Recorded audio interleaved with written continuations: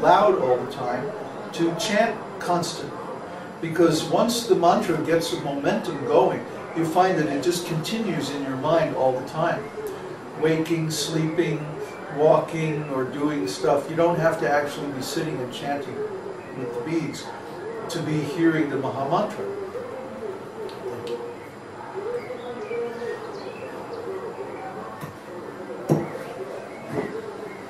Okay, there's another question. What's that? Suhas asks, Babaji, does Krishna test us at every step of our spiritual journey by placing us in adverse situations before we can progress to the next stage? Sometimes it's Krishna and sometimes it's Maya.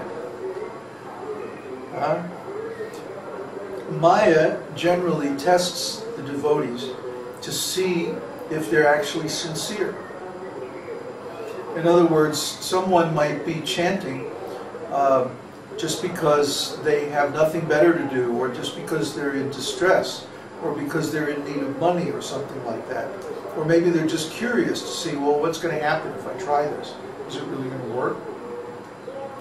But we find that people who are chanting with that motivation, as soon as some material situation comes up that mitigates their distress, or that solves their money problem, or that satisfies their curiosity, then they generally drop the process.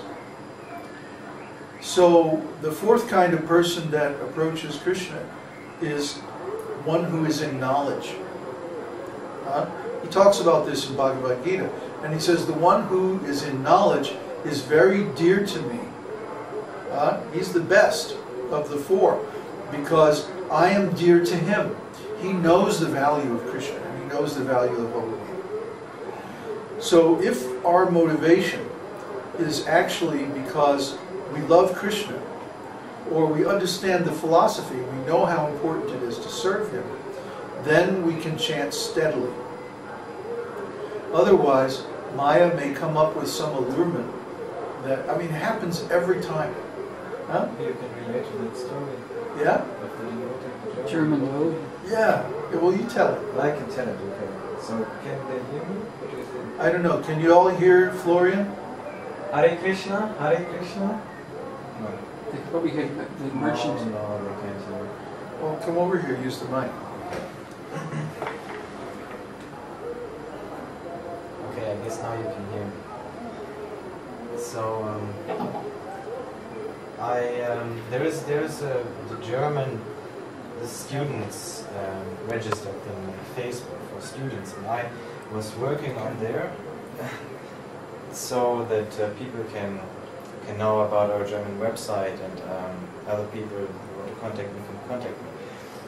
And so a German devotee contacted me, and he seemed to be really sincere. He was chanting for some while now. He had read some of Prabhupada's books, and he was very interested in our school because he very much liked Babaji, because he's not in the mood of ISKCON, because he knew about the problems of ISKCON. And so I was pretty much looking forward to engage him in our community.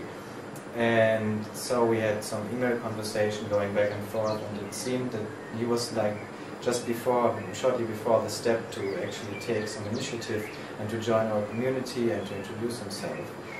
And I was looking forward to that. So, but then he suddenly didn't answer my mails anymore. And okay, I said, okay, maybe he needs some time to get his head straight or whatever.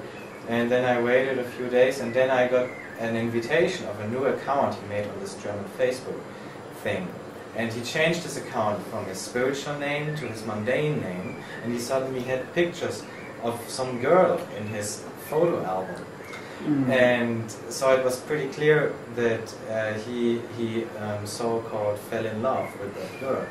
And of course we know what happened is that he got pulled away by Maya, because he somehow or other wasn't either strong enough, or he didn't have the right intention. So this is I saw this happening to other people as well, so this is a repetitive pattern. And I guess Babaji can say more better things about that. Thank you.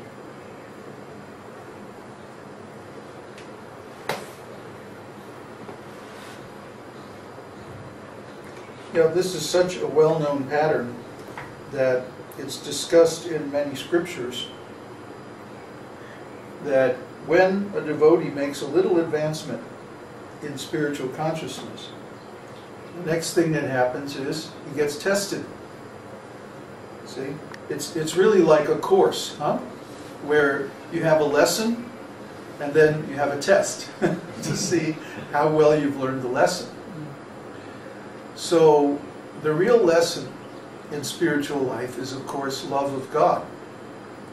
So how well have we understood that this is the actual goal? Some people think that,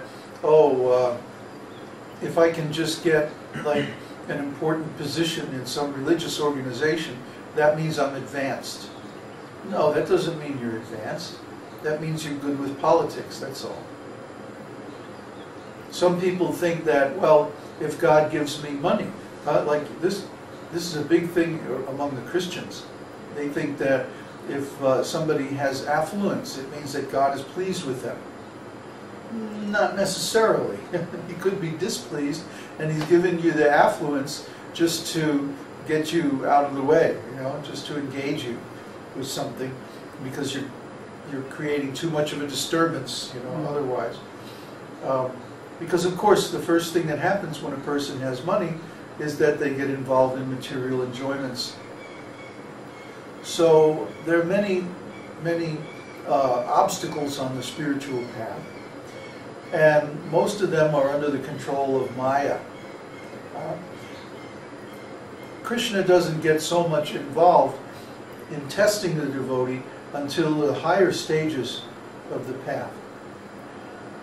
Like there's a difference between the gross distractions like sex life, money, sense enjoyment of different kinds, and subtle allurements like pride, position, power, reputation, things like that. These are called pratishta. Pratishta means subtle distractions from spiritual life.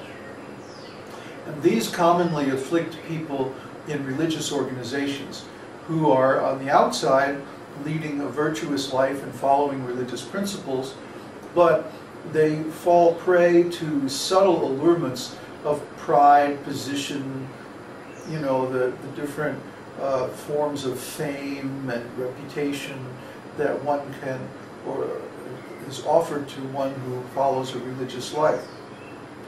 And if someone becomes allured by these things, then they can become very vain. They can start, looking in the mirror a little too much. They can, oh, what a good boy am I.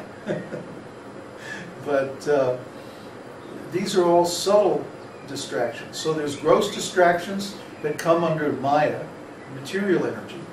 And then there's subtle distractions that come under the spiritual energy, or different forms of perverted consciousness.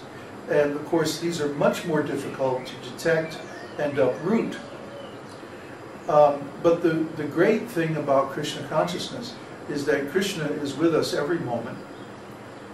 He sees everything. He knows everything that's going on in our mind, even the parts that we want to hide.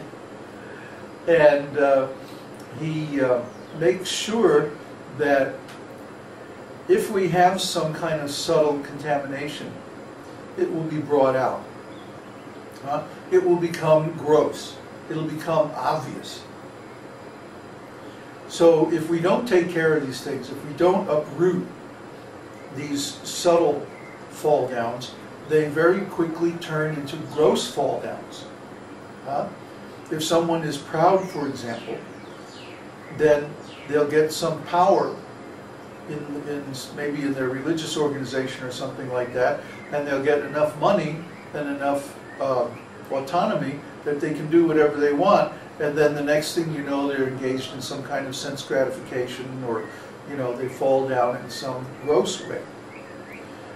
So the danger is that we'll fall into these subtle allurements, subtle Maya, and we won't catch it. It's pretty easy to deal with gross Maya because it's so obvious, you know?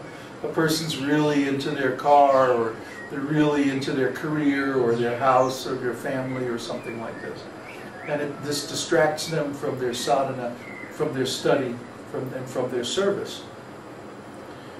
Like, we know there's a lot of people who are working and making good money, but they're not giving anything to spiritual causes, you know? I mean, sure, maybe they have a little temple at home or something like that, but are they investing their time in preaching? You know, can they really say that they're investing a majority of their energy and resources in spiritual life? Usually what happens is they get distracted by family and social commitments and career and stuff like that, and they wind up putting the majority of their